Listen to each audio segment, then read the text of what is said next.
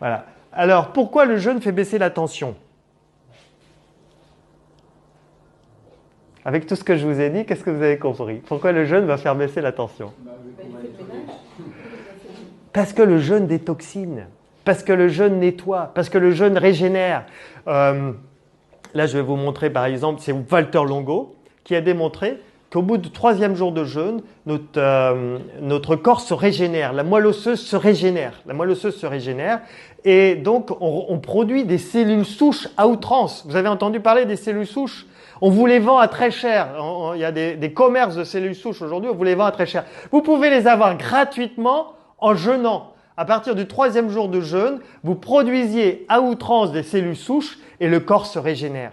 C'est génial. Et notre système immunitaire est au top de sa performance au 3e jour de jeûne. Notre système immunitaire est très performant au 13e jour de jeûne.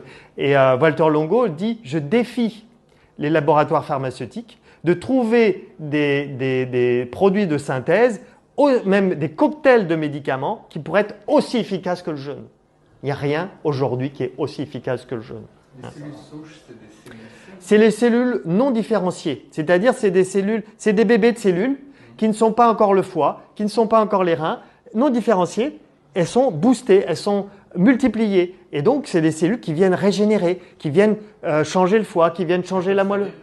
Oui, bien sûr, voilà. Mais c'est pour ça qu'on observe aussi quelqu'un qui a une cirrhose de foie, là vous allez voir un témoignage tout à l'heure, cirrhose de foie, il jeûne, sa cirrhose se rétablit.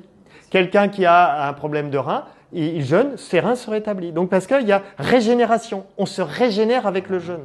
Voilà. Et d'ailleurs, c'est ce que dit Walter Longo, on arrête de produire l'enzyme K. Alors vous n'avez peut-être pas entendu parler de l'enzyme K, mais l'enzyme K, c'est lié au vieillissement. Et donc le fait d'arrêter l'enzyme K, quand vous jeûnez, normalement, vous ne vieillissez pas. Après, voilà.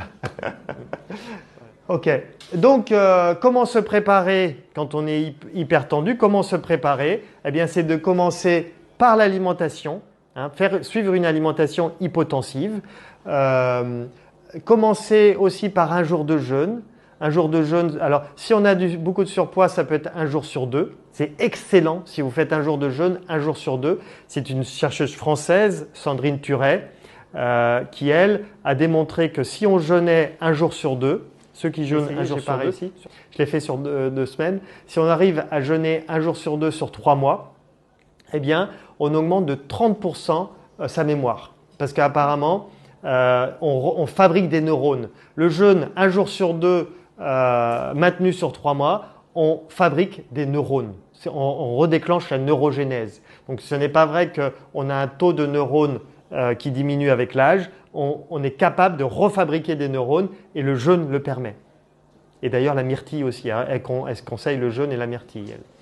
Voilà, donc ce qu'on peut faire, alors durant le jeûne, qu'est-ce qu'on fait? On va surveiller la tension tous les jours et on va observer qu'au 3e, 5e jour de jeûne, ça va dépendre des gens, pouf, la tension baisse. Donc même s'ils sont sous hypotenseur, ils sont peut-être à 13, à 12 sous hypotenseur ou à 14 sous hypotenseur. Et là on observe, poum, ça descend à 11, à 10, bah là on retire l'hypotenseur. On retire.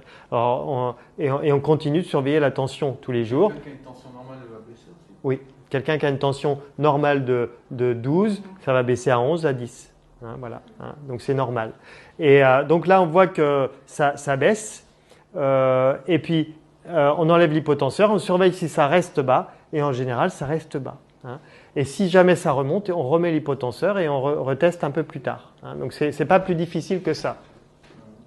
Et puis ensuite, c'est bien de jeûner minimum une semaine.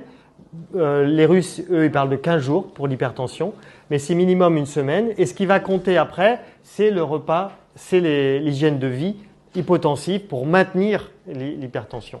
Tout à l'heure, je vais vous montrer le témoignage de Roselyne, qui, elle, a été sous hypotenseur pendant 32 ans. 32 ans sous hypotenseur.